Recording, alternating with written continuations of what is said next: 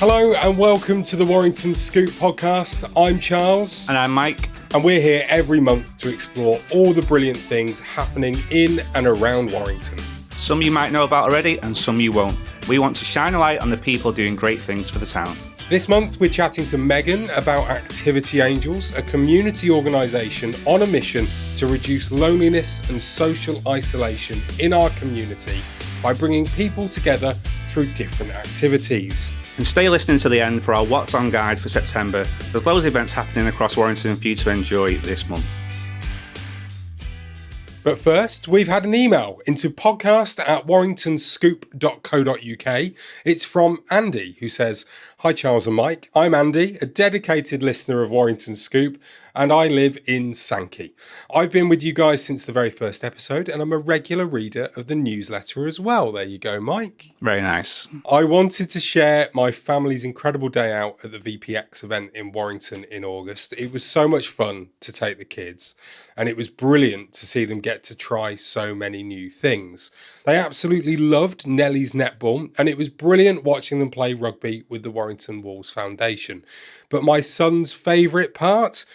The woman with the bubbles. It's those little moments that make events like these so special for the whole family. Thanks again for the incredible content. All the best, Andy. That's really nice to get emails like that, isn't it? Really good. That's lovely. For our first ever email in, that's brilliant. Thank you so much, Andy. And the bubble woman. I know you didn't see, Mike, but the bubble woman was incredible. With those huge bubbles? Huge bubbles, like sticks and ropes making bubbles. Goodness knows how it works. I've got absolutely no idea. Sounds like you also enjoyed the bubbles as well, more than anything else. Yeah, the bubbles were pretty good. Yeah, they were. I can't lie.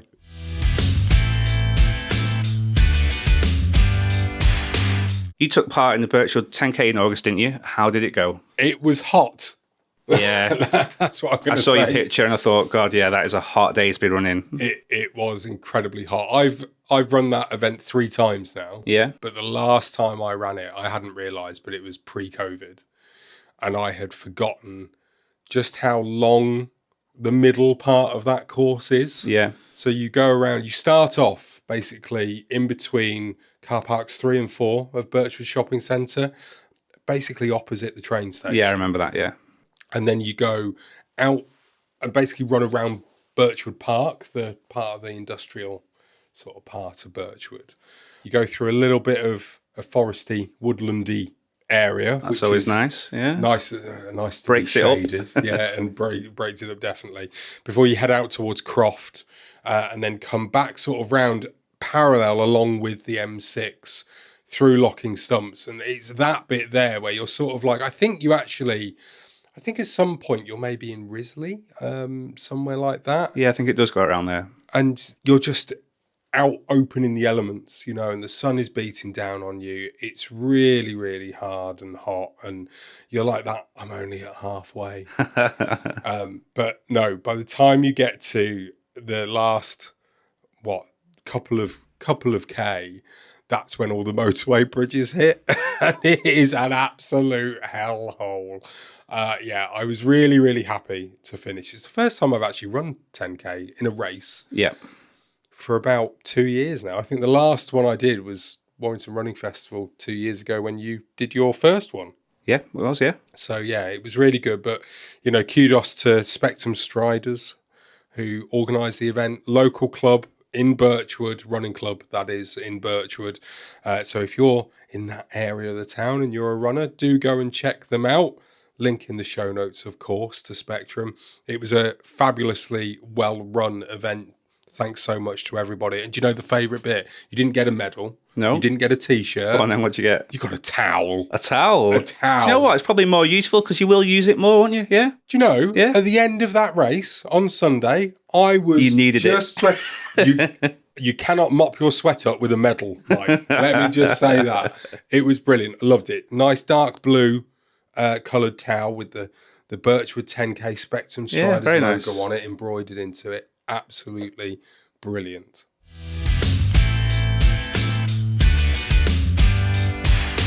The Warrington Scoop is sponsored by Vibrant Sound Media, Warrington's very own podcast production company. And it's the production company behind the Warrington Scoop and my business. I work with people and businesses just like yours, not just in Warrington, but across the world, to create audio-first podcasts that connect with people in a vibrant and engaging way. I'm always up for a chat about podcasting, so if you'd like to find out more about how it can work for you and your business, get in touch. Go to vibrantsoundmedia.com.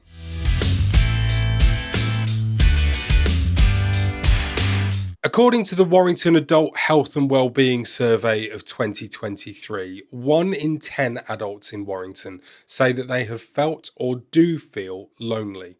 That's higher than the national average of 1 in 17. One organisation trying to help combat loneliness in Warrington is Activity Angels, and we invited their community activities lead, Megan, into the Warrington Scoop studio to find out more about who they are and what they do.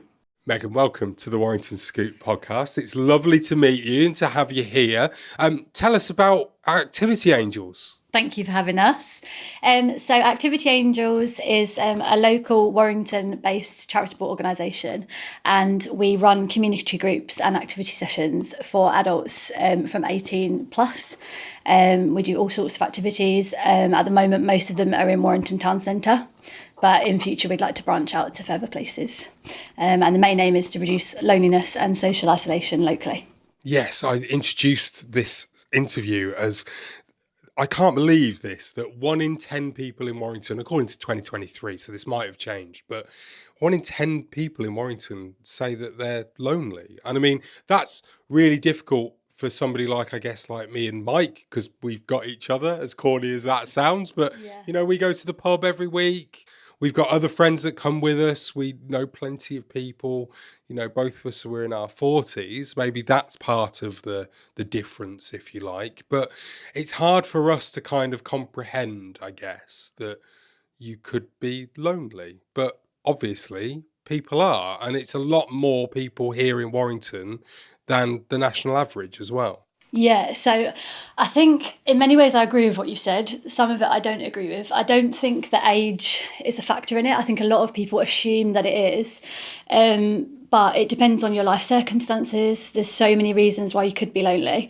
And I think as well, the stigma of being lonely is also really high.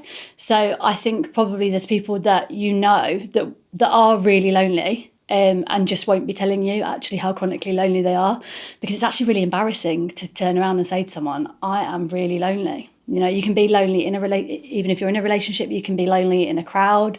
Obviously, there's a difference between social isolation and loneliness. Social isolation is where, you know, you might be trapped in your house all the time. You can't physically go and have the social engagement. Mm-hmm. And that's sort of why you're socially isolated and feeling extreme feelings of loneliness. But you can also be, for example, at Glastonbury Festival in a massive crowd and feel completely alone and lonely. So, yeah, there's a lot of different life factors and circumstances that can be the cause of it. And so that's why we run the groups for adults 18 plus.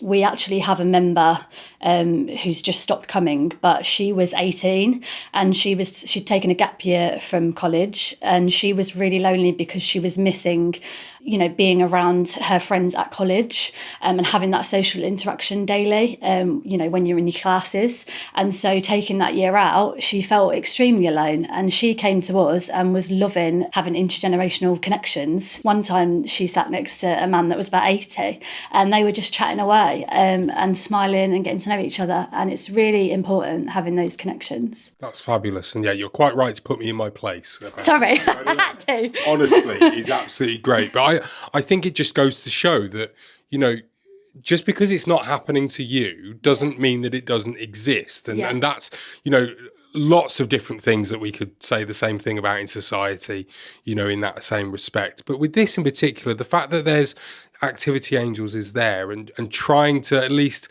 give something to help people along with. What made you start it? There must be a story here. So I myself suffered from extreme loneliness. I moved up here from Essex. You can probably tell that I'm not from around here. I moved up for a job in 2019. I've since met the love of my life, hopefully. And so everything's okay now. But yeah, I was extremely lonely. All my friends were left behind in Essex, my family. I didn't know anyone when I moved here. And I thought that it would be really easy. Again, sort of like you, bit naive, no disrespect, but I thought, oh, I'll make friends easily. You know, I was like late 20s, and I was like, yeah, I'll make friends easily. You know, I never had a problem at uni. I'll just meet people at work and it'll be fine. But it just sort of didn't happen for me. And I thought, oh, maybe it's the job. So that was part of one of the reasons I left. Not the sole reason, obviously. Got another job, and then I thought I was making friends there, but it was always just acquaintances, that like your work friends that you can say hello to when you're at work, but nothing ever went deeper than that. And so it very much felt surface level of like, morning, you're right, yeah, and nothing else really to it. And so yeah, I really struggled over the years, and you start questioning, like, is it me? Like, why is that like not happening for me? Why am I not making friends rather than just acquaintances? And it occurred to me that those people didn't realise how lonely I was, because I didn't want to look desperate and say, like, will you be my friend? Like, it is really embarrassing. And yeah, I liken it to dating a little bit, if you want friends, because you can't be desperate. You have to let friendships happen over time. But I waited a long time, you know, for it to happen, and it has happened to me now. But it does take a long time to build friendships. It's not something that can just happen overnight, and if it is, it's false. Do you know what I mean? So did you start Activity Angels because you were feeling lonely at that time, or is this something that happened actually later, so you looked back on what happened? Yeah, I looked back. So I founded Activity Angels, and we incorporated it in January 2024. So there's 4 of us, 4 voluntary directors, and then I've managed to get funding for a paid role for myself to run all the sessions. So it started as an idea. I sort of looked back and realised what I'd been through myself. And I've also had quite a lot of jobs working in care homes with people that have got dementia, and obviously the elderly. And I was in a job at the time, and I was seeing people come in that I personally felt that they would have stayed at home to have people visit them if it wasn't for the fact that they were lonely, and they didn't have the social interaction that they needed. So, for example, there's a lot of work out there where you can be like a carer to go around and visit people in their houses that need care. However, I think that the care is seen as the necessity, and unfortunately those people, as far as I know, don't have the time to do anything but the care side.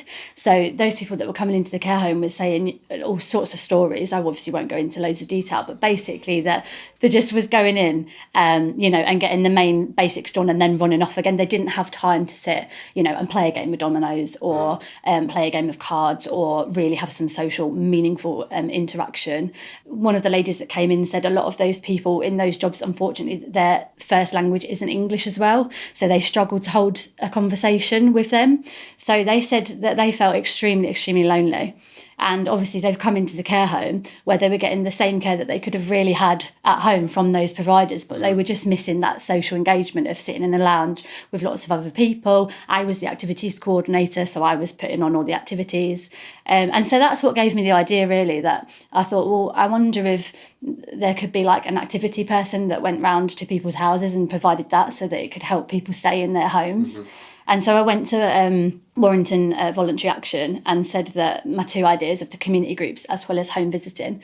And they said that both are great, but obviously the one-to-one has a lot more risks with me starting out. Yeah. And so just to go down the community group. But it's not to say in future that we wouldn't expand into doing one-to-one visits with activities and taking people out on walks and things.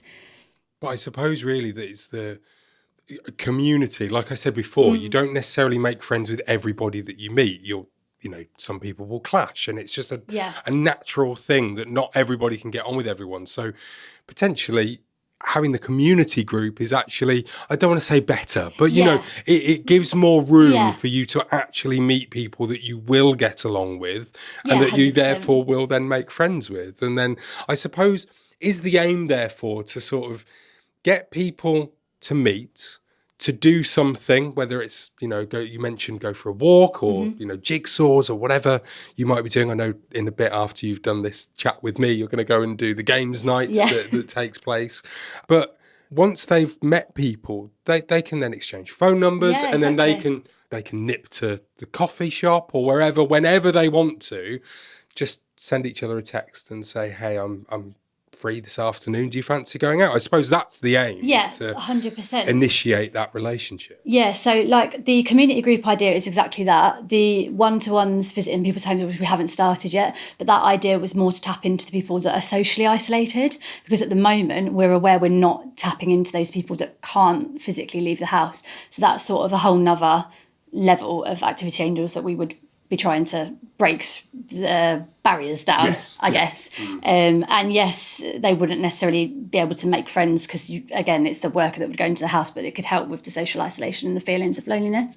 But yeah, the community groups is exactly what you've said. It's about meeting people, coming together, and bringing people together of all ages. Doesn't matter about your background, doesn't matter about your age. And yes, you won't get along with everyone. I'm telling you now, some people you won't like, and that's fine. You can't like everyone, but it's more about the people that you will like and you will connect with on a certain level. And then, yeah, about having the courage over time and the confidence to maybe go, oh, do you fancy going to coffee after this activity? Or, do you fancy swapping numbers or something like that? And then you don't need to keep coming back to Activity Angels if you've found a friend through it.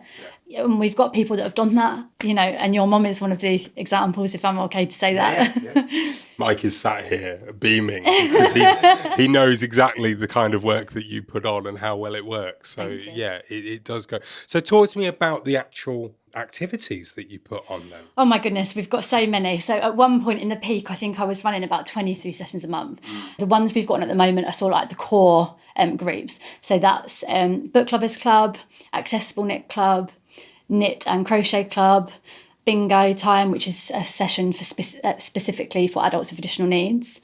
Our games night, which is on tonight. We also have partnered with Lifetime, so we run their puzzles and trivia session. We run a craft morning, who I've got the lovely support of a volunteer, Lynn, shout out to Lynn, and also a coffee morning, who I've got the lovely support of Tony, shout out to Tony, another volunteer that helps me out there. And we also had puzzles where we was in partnership with the Living Well Hub, so we're hoping to relaunch that next month. We've also got another partnership coming with Lifetime, Board Games Afternoon, which this is the first time I'm telling anyone this, so this is hot news. So yeah, that's starting in September. Yeah, we're sort of calling it a relaunch for September because we've just got through 20,000 for funding. Yes, brilliant. And that's come from the National Lottery Fund? Yes, the National Lottery Community Fund. Yeah. And without National Lottery players, it wouldn't be possible, so we have to thank them. So yeah, thank you so much. Lovely stuff. And I mean, just on the funding, very, very quickly with that. So that's £20,000 that you've been awarded. Mm-hmm. That will cover you for a year, I'm presuming. So you'll still be in this process of constantly needing funding to keep this all going. Yeah. So is there, for anybody that might be listening who might be thinking, well, how could we help with that? Mm-hmm. To give funding, is there any way that is there sponsorship opportunities or what's available for you? Thank you for mentioning that. So we, I think, put out sponsorship requests a few months ago when we was really struggling financially, and we have managed to get one so far. So we are sponsored by Cheshire Communication Therapy for our bingo session. But if there's any other businesses out there, they can choose to sponsor a group per month and help, with finances because we need revenue to, like you said, to keep it going.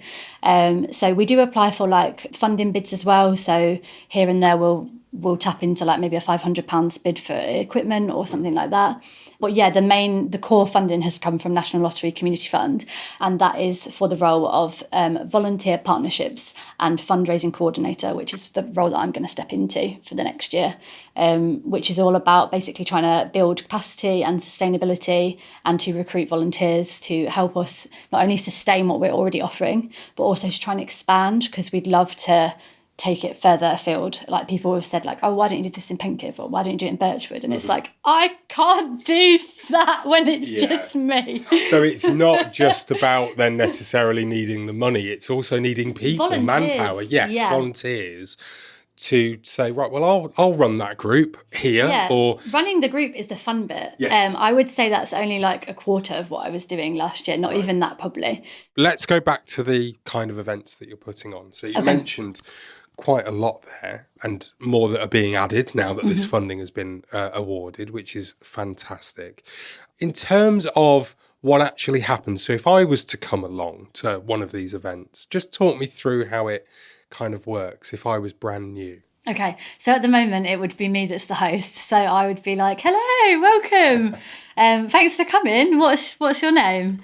And then obviously we would introduce ourselves. I would say I'm Megan. I would try and introduce everyone else unless they were looking really uncomfortable, and then I would just sort of get them settled in, and then maybe later introduce everyone else.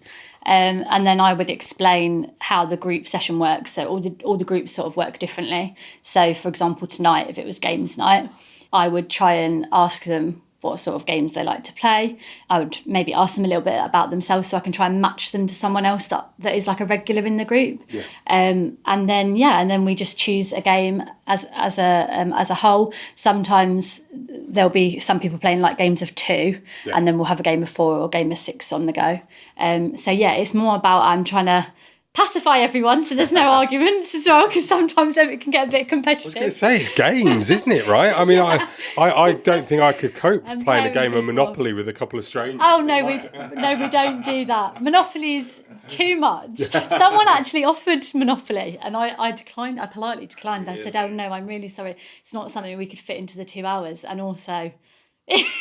Junior Monopoly, maybe. Too heated. Yeah, maybe junior Monopoly would work. Yeah. Fabulous. So you mentioned before that there's it won't be the right name, so I apologise, but like a knitting club?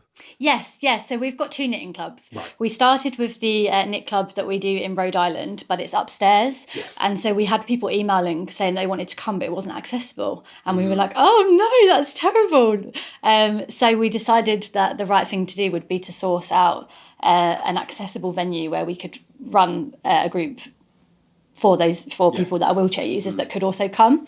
And we put to the group that was in Rhode Island at the time, would you want to just change venue or keep this one here as well? And they wanted to keep the venue of Rhode Island because it's a really nice private room upstairs. It's got the toilets right next door, and obviously you can grab yourself an amazing best coffee in Warrington. It's got a lot of perks, and they're lovely. They've been so lovely to me.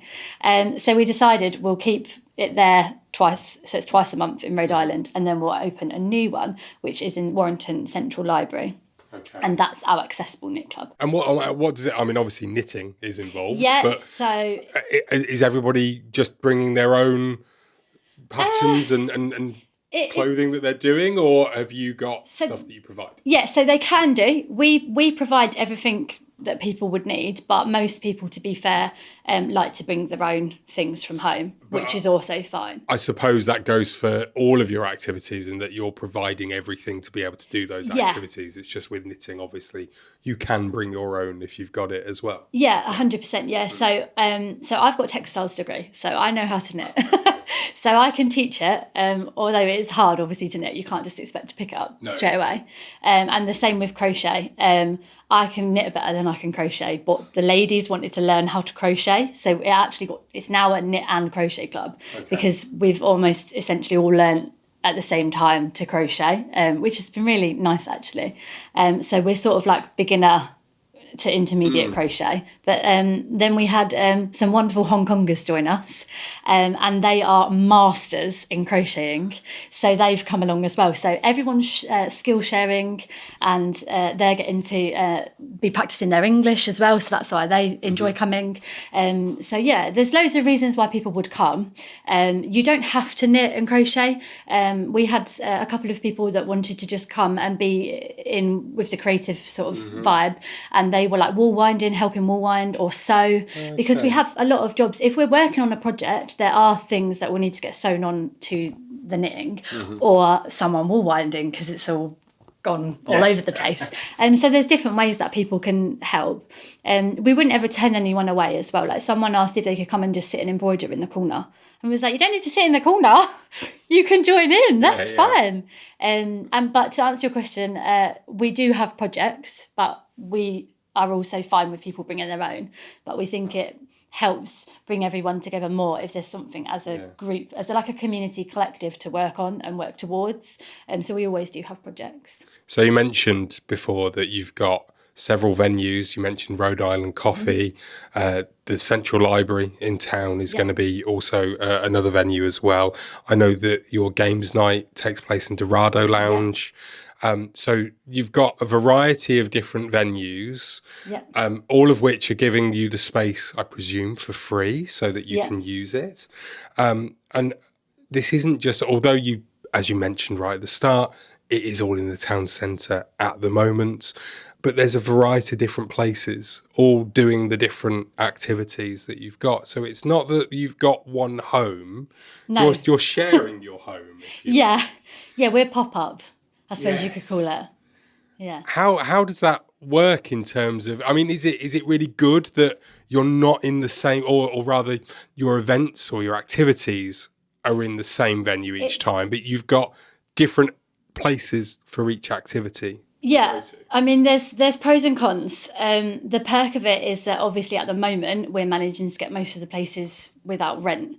If we had one base, we would have to pay a lot of money on rent per year. So that's sort of something that we just, as a startup, I suppose you could call us, we just didn't have the funding for. It wasn't something that we were funded for. We didn't try and get funding for. The idea was to just pop up in different places. However, we just haven't got the capacity for that at the moment, so it has ended up all being in Warrington Town Centre. We also haven't got like the storage, so the massive con for me at the moment is my 1-bed flat is filling up with equipment, and there's only so much my boyfriend can take. So that's another massive con. And also you will see me walking around the town centre with a massive trolley, and that's because I have to take all the equipment here, there and everywhere. So one of the things about sustainability for the next year is that I've spoken to a lot of the venues and asked if they would be willing to have, you know, some kind of box of Activity Angels equipment to keep there, so that it could then be that a volunteer, you know, would run that session if I was on annual leave, or just take it over that session so I could then partner and run something else. So it's all about trying to think about how to make this sustainable, because at the moment it isn't, if I'm honest, but it will be. Positive vibes, that'll keep it going, absolutely. So, I mean, just to sort of finish off, because obviously this is for a very important reason, as we spoke about before, and doing things like this, coming on the Warrington Scoop, is all about telling people about it, that you exist and that you're there. And yes, you've been going for a couple of years. You're hoping to scale back up again now that you've got funding and more funding coming through. You're looking always for more volunteers, more funding as well, and opportunities. But in terms of just reaching out to the people that essentially need you the most, what would you say to them if they were listening now? So I would say that I recently did an interview with one of our members who described us as medicine, which I think is the best thing that anyone could ever describe us as. So I'm always going to use his little quote. And he said, if you're sitting at home, think of it like taking your medicine as a kid. You don't want to do it because maybe it tastes bad. But when you do, you'll realise that it's going to make you feel better and you'll be happy that you did it. So just come out, leave the house, come along, spy on us the first time if you want, and don't actually come in. But you'll always receive a warm welcome from myself and all the attendees. They're all absolutely lovely. And you've got to remember they're all there for the same reason as well. There's no stigma attached to coming along because everyone's there for the same reason, to meet people and make friends and have social engagement. Fabulous. Megan, thank you very much for joining us on the Warrington Scoop. All the best. Thank you so much. So much luck for the year that you've now got funding for to go. It's brilliant news. If somebody wants to find out more about the events that are actually going on, obviously they're in the Warrington Scoop, which goes out once a week, but also we'll put a link to the website in the show notes of this episode. But it's activityangels.co.uk, is that right? Yeah, and they can find us on Facebook, just Activity Angels, or Instagram, Activity_Angels. or just email info@activityangels.co.uk. Fabulous. All of that will be in the show notes. I promise you. Go there now and you'll be able to click the links or just copy and paste them into whatever you want to use. Megan, thank you so much for coming on. It's been a pleasure meeting you. Thank you for having me, Charles. And thank you, Mike.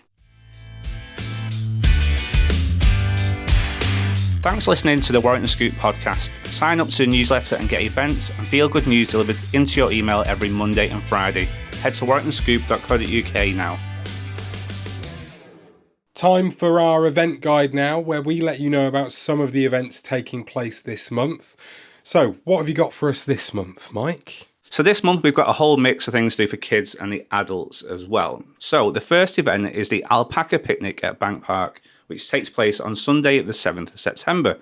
It's only £2.50 to get in, and you get to meet some alpacas. All the money that's raised from that will go towards the Mayor's charity. You can bring along your own food and drink because it's a picnic, of course, but there'll also be some stalls there with some light refreshments.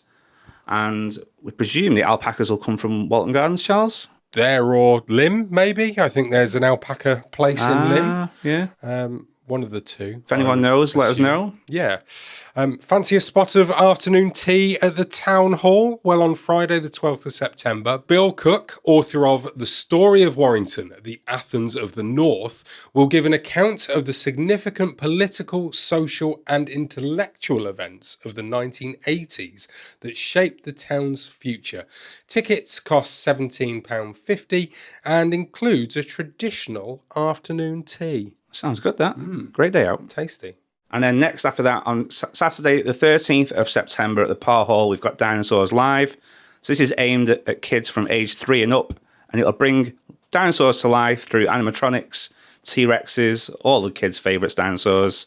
There's 2 showings, one at 12:30 and one at 3:30. And if dinosaurs aren't your thing, on the same day at Arley Hall, you can discover tree climbing. This is for ages 6 years and upwards. Adults and children can experience a unique activity within the canopy of some fantastic trees.